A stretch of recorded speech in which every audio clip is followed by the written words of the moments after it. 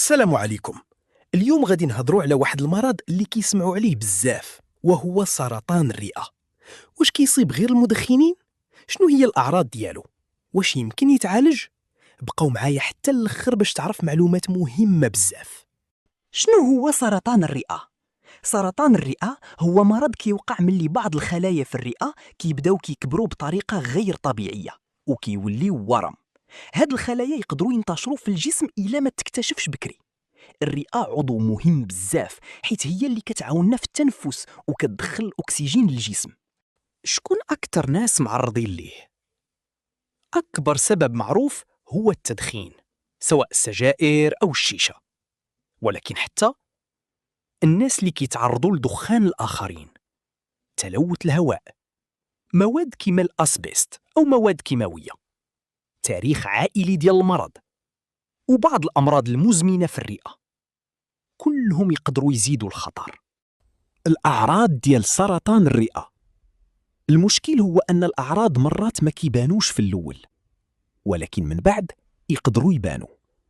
سعال ما كيبراش، كحة فيها دم، ضيق في التنفس، ألم في الصدر، نقص في الوزن بلا سبب، عياء بزاف، بحة في الصوت، التهابات متكررة في الصدر. إلا كان شي عرض من هادو خاص الطبيب. كيفاش كيتشخص؟ الطبيب يقدر يطلب راديو أو سكانير ديال الصدر، تحليل البلغم، خزعة يعني ياخدو عينة صغيرة من الورم، تحاليل أخرى باش يعرفوا النوع والمرحلة. الكشف المبكر مهم بزاف. واش كاين علاج؟ نعم، العلاج كاين وكيختلف حسب الحالة. الجراحة إلا كان المرض في البداية، العلاج الكيميائي، العلاج بالأشعة، العلاج الموجه، العلاج المناعي. كل مريض عنده بروتوكول خاص به. كيفاش نقدروا نوقيو راسنا؟